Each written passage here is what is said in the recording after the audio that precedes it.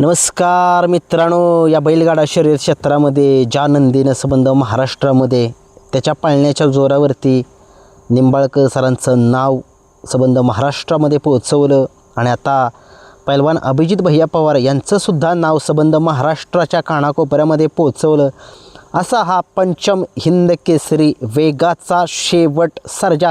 खूप दिवस झाले सर्जावरती सुद्धा व्हिडिओ मी बनवत नव्हतो, कारण की मी सर्जाला विसरलो तर नाही ना. नाही मी नाही विसरलो सर्जाला विसरणारही नाही. तो या बैलगाडा शर्यत क्षेत्रामध्ये खूप सगळ्यांचा जसा बक्कासूर मथुर जसे लाडके आहेत तसाच तो सुद्धा घरणीकरांचा राजासुद्धा लाडका आहे, तसाच तो सुद्धा लाडका आहे या बैलगाडा शर्यत क्षेत्रामध्ये. असा हा पंचम हिंद केसरी पैलवान अभिजित भैया पवार यांचं काळीज, शंभूदादा यांचं काळीज सर्जा. काय बोलावं या सर्जाबद्दल.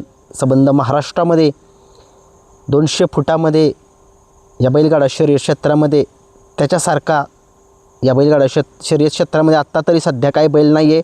जर त्याच्यासोबत जर व्यवस्थित जर नंदी पळणारा असेल तर तो काय कमाल करतो सगळा महाराष्ट्र बघतो. सगळ्यांना माहीत आहे तो काय कमालीचा नंदी आहे आणि तो ज्यावेळेस पळतो ना त्यावेळेस खरंच असंख्य लोकांच्या नजरा ज्या आहेत त्या सर्जावरती लागतात.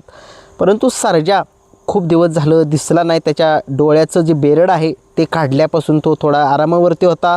आत्ता सध्याला तो मुंबईमध्ये खेळाला बिनजोड आणि त्या मुंबईमध्ये जिंकला शर्यत थोडीशी हारला होता. तो काय झालं, तो सोन्या नावाचा का सर्जा नावाचा बैल होता सोन्या, तो काय मला पण आठवना, तो बिनजोडसाठी खेळाला. त्याचं काय झालं, ती गाडीचं पाय जे आहे, गाडीचं चाक जे आहे त्याच्यावरून गेलं, त्याच्यामुळे गाडी जी आहे ती हारली त्यांची. त्याच्यामुळे त्या गाडीला निकाल नाही, सर्जाच्या गाडीला निकाल देण्यात आलेला होता. परंतु असो, विजय हा विजयच असतो, मग तो कसा का होईना. परंतु सर्जा खूप दिवस झालं मैदानामध्ये नाही आहे. बिनजोड झाल्यापासून त्याचा सराव चालू आहे का नाही, कोणत्या मैदानामध्ये दिसेल याच्याबद्दलसुद्धा अपडेट सगळ्या महाराष्ट्राला एक लागून राहिलेली आहे. तसेच घरणीकरांचा राजासुद्धा कोणत्या मैदानामध्ये दिसेल, कारण की त्याचेसुद्धा खूप सारे फॅन्स आहेत. या दोघांचे खूप सारे फॅन्स आहेत आणि त्यांचे खरंच फॅन्सचे जेवढे आभार मानावे तेवढे कमीच आहेत, कारण की खूप सपोर्ट करतात त्यांच्या नंदींना. ते बघण्यासाठी तिकडेसुद्धा जातात, मैदानामध्ये सुद्धा जातात. परंतु 24 तारखेला एक ओपनचं असं भव्य दिव्य मैदान होत आहे वडूज या ठिकाणी आणि त्या वडूजच्या मैदानामध्ये हे दोन्ही नंदी आपल्याला पळताना दिसतील. वेगवेगळ्या पैऱ्यामध्ये असतील. त्यांचे पैरेसुद्धा तुम्हाला एक अंदाजित मी सांगतो आहे, कारण की पैरे एक व्यवस्थित काय होतं, एक अंदाज लावू शकतो. पैरे खरे काय समजत नाहीत आपल्याला, जर समजले त्यावेळेस सांगतोच आपण. सर्जाचा पैरा कोण असेल. मला असं वाटतंय की वाटेगाव अंबरनाथकरांचा जो बादल आहे ही जोडी सतत पळते आणि सतत ही जोडी चांगल्या पद्धतीनं पळते आणि ही गाडी मोठ्या मैदानामध्ये, ओपनच्या मैदानामध्ये ही जोडी पळावी, चांगली गाडी पळते. आणि सर्जाला जरा थोडंसं डावी खांदी झोंपावं, कारण की सर्जाचं खरंच स्पीड आहे ना तर डाव्या खांदीच आहे, कारण की तुम्हाला माहितीच आहे असा वळतो सर्जा.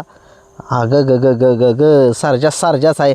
200 फुटात वाढणारच हा सर्जा.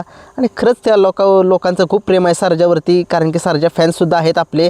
आणि सर्जा आपल्याला लवकरच मैदानामध्ये दिसेल. 24 तारखेच्या मैदानामध्ये आपल्याला सर्जा पळताना दिसेल वाटेगाव अंबरनाथकरांच्या बादलसोबत, असं मला वाटतंय. तुम्हाला काय वाटते तुम्ही सांगा मला कमेंट्समध्ये किंवा मला कॉल करा 95 61 11 99 40 आणि सांगा सर्जा कोणासोबत दिसू शकेल.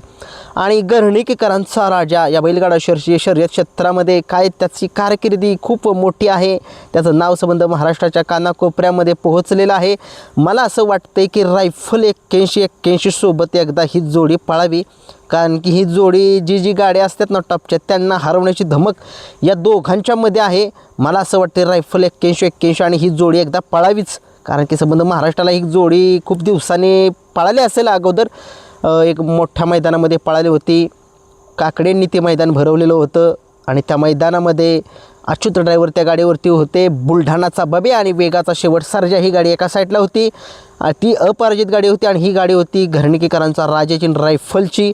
परंतु काय झालं, थोडासा शेपटीचा चावा घेतल्यामुळे या गाडीला बाद देण्यात आलं होतं, परंतु ती गाडीसुद्धा बादच द्यायला पाहिजे होती, कारण की गाडी 2 नंबरला उतरली. परंतु काय म्हणतात ना, शेवटी आता ते द्यायचं झालं, मागचं काय काढून उपयोग नाही. परंतु असो, हे दोन्ही नंदी सज्ज झालेत 24 तारखेच्या मैदानामध्ये.